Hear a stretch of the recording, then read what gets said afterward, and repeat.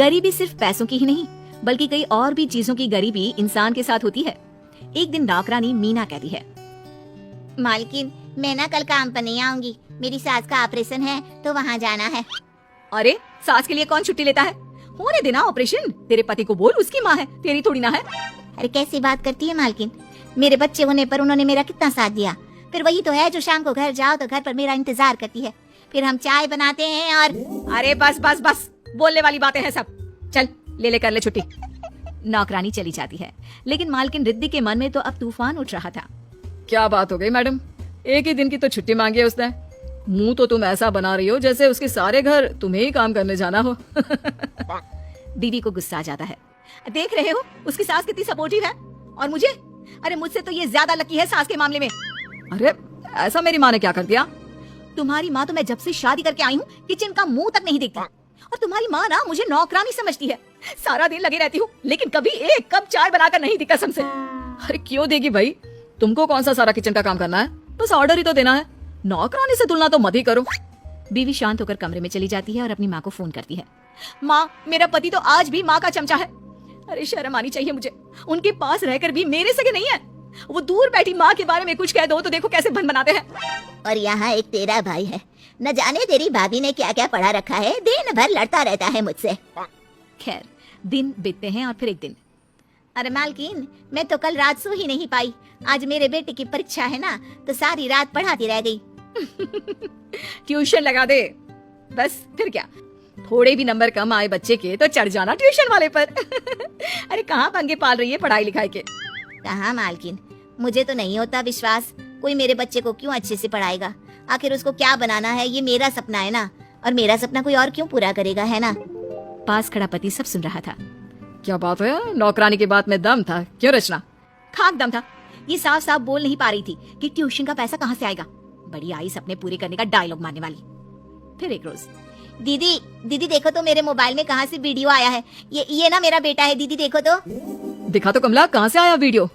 अरे ये तो देश की शिक्षा विभाग की साइट से वायरल हो रहा है। कमला ला जरा दिखा, क्या कह रहा है तेरा बेटा? वीडियो में कमला का बेटा अपनी जीत का श्रेय अपनी माँ को दे रहा होता है। मेरी माँ ने मुझे रात भर जग कर पढ़ाया है। वो लोगों के घर पर काम करती है, सारा दिन काम करती है और रात में मुझे पढ़ाती। मैं बस आज माँ को थैंक्स बोलना चाहता हूँ। पति अपनी पत्नी का चेहरा देख रहा होता है कि सामने से उन लोगों का बच्चा रोता हुआ आता है। माँ अरे अरे क्या हुआ बेटा, रो क्यों रहे हो? माँ, वो ट्यूशन टीचर ने आज मुझे जोर से मारा। बोल रही थी माँ बाप अनपढ़ है क्या, जरा भी घर पर नहीं पढ़ाते। माँ मैं नहीं जाऊंगा ट्यूशन। दीदी आप ना YouTube देखा करो, वहाँ ना सारे प्रॉब्लम को कैसे बच्चों को आसानी से समझाए ये बताते हैं, है ना। तो मैं भी ऐसे ही करती हूँ मालकिन। पति नौकरानी की बात पर जोर जोर से हंसने लगता है। नहीं नहीं कमला, ये तो फर्स्ट क्लास पास है कॉलेज से। मेरी माँ ने इससे शादी कराते वक्त कहा था तेरे बच्चे घर पर ही पढ़ लेंगे। अब लग रहा है कि माँ कितनी गलत थी। नहीं साहब, मेम साहब, मैं तो बहुत गरीब और छोटी औरत हूँ, लेकिन हमने अपने बच्चे ही नहीं सुधारे तो हमारा तो जीना ही बेकार है ना। हाँ ठीक है, ज्यादा ज्ञान मत दे, जा जाकर काम कर। अरे कमला, शिक्षा विभाग ने तुम्हारे बेटे की आगे की शिक्षा फ्री और तुम लोगों को 10 लाख रुपए देने का ऐलान भी किया है। पहुंच जाना 15 अगस्त को लाल किला।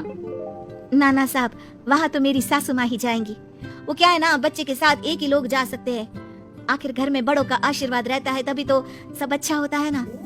नौकरानी वहाँ से चली जाती है, लेकिन उसके जाने के बाद, अरे यार कल से तो ऐसा खाना खा खा कर मेरा तो मन ही खराब हो रहा है। तुम खाना बनाने वाली बदल क्यों नहीं देती? इसके हाथ में न तो स्वाद है ना तो पोषण, पता नहीं है क्या क्या पका कर चली जाती है। अरे मैंने भी कितनी जगह देखा है, पर जिस वक्त तुम दफ्तर जाते हो उस वक्त बस यही खाली थी, इसीलिए इसे रखना पड़ा। खैर देखती हूँ। अगले दिन घर पर सास आती है। रचना का पति माँ को सामने खड़ा देख खुशी से झूम जाता है। माँ, मेरी माँ कितने दिनों बाद देख रहा हूँ तुम्हें। अरे बता तो देती। मैं अरे क्या मैं एयरपोर्ट से सीधे कैब, तू क्या मैं कर रहा है? रचना, अरे रचना देखो माँ आई है। माँ ये? अरे कैसे, मतलब क्यों? क्योंकि ये मेरे बेटे का घर है और मैं इस घर की मालकिन हूँ। एक एक पैसा जोड़कर मैंने घर लिया था। उसी का रौब है सारा। अरे उस वक्त इस घर की कीमत क्या थी सब जानती हूँ मैं। उस वक्त उतने पैसे भी बहुत हुआ करते थे, समझी? अगले रोज सास किचन में खाना बना रही होती है कि नौकरानी आकर सास के पैर छूती है। अरे जीती रहो तुम कमला हो। भाई मेरा बेटा बहुत तारीफ करता है तुम्हारी। अच्छा ऐसा क्या? माजी साहब ने हमें बहुत ही मार्गदर्शन दिया है कि कैसे मैं अपने बच्चे को आगे बढ़ाऊं। हाँ, साहब को मैंने भी बड़ी कठिनाई से पाला था कमला। मेरे हस्बैंड की नौकरी दूसरे शहर में और मैं यहाँ सास के साथ अकेली इसे पालती। वैसे मेरी सास भी बहुत अच्छी थी। तभी सास की नजर कमला के हाथ में लगी चोट पर पड़ती है। अरे कमला, ये क्या हो गया? वो मेरे पति को कल नॉनवेज खाना था ना मालकिन, वही बना रही थी तो जल्दी जल्दी में जल गई। क्या है ना, काम पर बहुत जल्दी निकलना होता है उनको, तो खाना बनाना पड़ता है। तो कमला, खाना भी तू बनाती है? सासू माँ भी बना देती है, पर क्या है ना, उनकी उम्र हो गई है तो मैं उन्हें किचन में नहीं जाने देती। अच्छा चलो बड़ी मालकिन, अब जा रही हूँ मैं। कमला की बात सुनकर पति कमरे में आता है। देखो, माँ किचन में काम कर रही है, कम से कम खड़ी तो हो जाओ। अरे किसने कहा है काम करने को? काम वाली आती ही होगी। वैसे भी मैं कमला की तरह गरीब नहीं हूँ जो दिन भर किचन और काम में लगी रहूं। पति को गुस्सा आ जाता है। तुम ना सबसे गरीब हो रचना। तभी तो ना सास का प्यार है, ना पति की सेहत का ख्याल। बच्चे को भी नहीं संभाल सकती तुम। अरे तुमसे तो कहीं अमीर कमला है, जिसके पास उसका पूरा परिवार है। बीवी को पति की कोई भी बात समझ में नहीं आती, लेकिन उम्मीद है कि आपको जरूर समझ में आ गया होगा कि असली कमाई किसे कहते हैं। कौन कहता है एक औरत ही एक औरत की दुश्मन होती है? हमारी इसी धरती में दो ऐसी औरतें जिनका रिश्ता बहुत गहरा होता है, वो है ना माँ बेटी नहीं, हाँ बहनें भी नहीं जी, ये रिश्ता है नौकरानी और मेम साहब का। पता है मैम साहब, वो 4 नंबर वाली है ना, उसका चक्कर चल रहा है। अरे वो तो खुद को बहुत होशियार समझती है, कहती है कि वो इन सब चीजों में नहीं रहती। वैसे किसके साथ चला रही है वो चक्कर? ओहो मैम साहब, 11 बज गए, मुझे तो 12 बजे तक घर जाना है और अभी 2 घर के काम और बचे हैं। मैम साहब बाकी बातें ना कल बताती हूँ, अभी आप जाओ, मैं ये काम पूरा कर लूँ। अब तक तो शिखा को बात जानने की इच्छा बढ़ जाती है। और ये क्या बात हुई? अच्छा चल तुम मांझती जा, मैं धो देती हूँ, तेरा काम भी हल्का हो जाएगा और बात भी पूरी हो जाएगी। बस क्या चाहिए था नौकरानी को? आधा काम खुद करती और आधा काम घर की मालकिन। बदले में उन्हें मिलता आस पड़ोस मोहल्ले का सारा लेखा जोखा। काम होने के बाद, अच्छा मेम साहब मैं चलती हूँ, कल नहीं आऊंगी, मेरी सास आ रही है गाँव से। अरे कल तो मेरी भी सास आ रही है, पर चल कोई ना, कर लूंगी मैं। अरे नहीं, सास आ रही है आपकी तो आ जाती हूँ मैं। अरे नहीं, मेरी कौन सी गाँव से आ रही है, फ्लाइट में बैठकर तो आ रही है, आएंगी तो करेगी काम। मुझसे तो होती नहीं मैडम की मेहमान नवाजी। सही कह रही है मैम साहब। अच्छा मेम साहब मैं जा रही हूँ। नौकरानी शिखा की सहेली रमा के घर जाती है, जहाँ पूरा घर गंदा पड़ा होता है।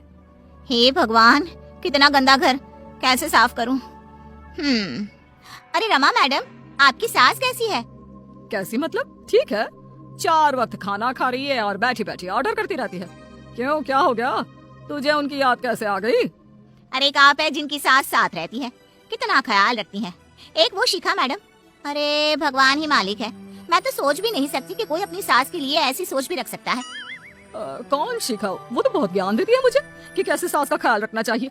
अब जरा बताना, क्या बोल रही थी अपनी सास के लिए? हाँ, वो बोल रही थी कि हाय दैया। हाय दैया मतलब? हाय दैया, अरे दीदी वक्त तो देखिए, कल सास आने वाली है मेरी गांव से, तो घर साफ करना है, राशन भरना है और सब्जी भाजी भी तो लानी है। हटो दीदी, जल्दी काम खत्म करने दो मुझे। रमा की हालत तो ऐसी हो गई मानो किसी ने नई साड़ी पहनाकर शीशा छुपा दिया। अरे हट, झाड़ू मुझे दे, ला। पक्का रमा दीदी, पक्का ना, सोच लीजिए।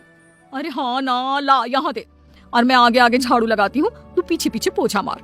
लेकिन हाँ, बात पूरी बता कि क्या बोल रही थी शिखा सास के बारे में। बस फिर क्या था, प्लान सक्सेसफुल हो जाता है और नौकरानी शिखा की बात में बहुत सारा नमक मसाला लगाकर रमा को बता देती है। हाय रे, देखो तो, बहू है या बहू के भेष में भेड़िया। अरे माना मेरी सास नागिन है, 1 नंबर की कामचोर और पैसे की कंजूस। लेकिन मजाल है कि हमने कभी अपनी सास के बारे में कहीं भी ऐसी बात कही हो। अरे बुढ़िया नहीं मर रही तो वो उसकी किस्मत, लेकिन मैं क्यों मनाऊं कि मेरी सास मर जाए जैसे शिखा मनाती है। ना ना ना ना, और तो और ज्ञान तो मुझे बहुत देती थी, खुद की सोच कैसी निकली। खैर, किसी की सोच से नौकरानी को क्या लेना देना, उसका तो 2 घर निपट गया और लगा भी नहीं कि काम किया। अच्छा ना रमा दीदी, चलती हूँ, कल सास आने वाली है ना गाँव से, तो वैसे किसी को बोलना मत, क्योंकि मेरी तो आदत है नहीं दीदी कि यहाँ की बात वहाँ करती फिरूं। वो तो आप अपने हो तो आपको बता दिया। रमा के घर से काम करके नौकरानी निकल जाती है और फिर अपने घर में। अरे क्या बात है मेरी फूलकुमारी, फ्रेश गुलाब की तरह खिल रही हो। आपकी तो आदत है, मैं अभी चाय बना कर लाती हूँ। वहीं रमा का पति। छी, रमा कैसी नौकरानी जैसी बू आ रही है, कितनी थकी थकी सी भी लग रही हो, जाओ नहा कर आओ। दूसरी तरफ शिखा के घर उसका पति कहता है, क्या है यार, रोज थकी थकी सी लगती हो, मैं सोने जा रहा हूँ। तो हो गए ना आप भी कंफ्यूज कि यार लाइफ नौकरानी की अच्छी है या मेम साहब की। फिर एक रोज नौकरानी का पति कहता है, यार दिवाली है कल, तो क्या प्लान है? अपनी तो नौकरी सरकारी है, तुम बताओ अपना। यार कल साहब को गिफ्ट बांटने जाना है तो मैं साथ में जाऊंगा।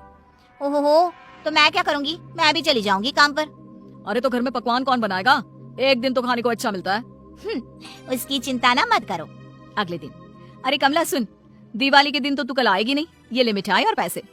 नहीं नहीं दीदी, आप परेशान हो जाओगी ना, तो मैं आ ही जाती हूँ। बस आप जो भी बनाए मेरे लिए भी पैक कर देना।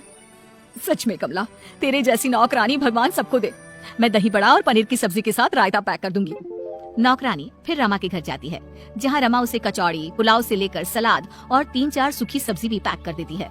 नौकरानी पति को फोन करती है, ए जी जरा 50 रुपए पेटीएम तो करना। वो क्या है ना, थक गई हूँ आज काम कर करके, और फिर घर जाकर तुम्हारे लिए पकवान भी तो बनाने हैं ना त्योहार के। अरे रहने दे, बस सिंपल सा बना लेना कुछ। नहीं नहीं, ऐसे कैसे, मैं कोई अपनी मेम साहब जैसी थोड़ी ना हूँ, जो काम भी पूरा नौकरानी से करवाऊँ और खाना भी पति को उसके मन का ना दूं। नौकरानी का पति बहुत इम्प्रेस होता है। वो बीवी को टैक्सी से घर आने के पैसे देता है। और फिर क्या था, रात में, भगवान हर किसी को तेरे जैसी बीवी दे कमला। मेरे कंधे से कंधा मिलाकर चलती है तू। यहाँ औरतें अपने ही घर का काम नहीं कर सकती, और एक तू इतने घरों का काम भी करती है और इतने पकवान भी बना लिए। मेरी तो माँ भी इतना काम नहीं कर पाती थी। नहीं जी, मैं कहाँ, कचौड़ी देखो ना, मैंने पहले ही बना ली तो ठंडी हो गई। अरे कोई ना, गैस में गरम करके खा लेंगे मेरी जान। वही रमा का पति, बस एक सब्जी? यार आज तो त्योहार है, कम से कम 2 तो बना लेती।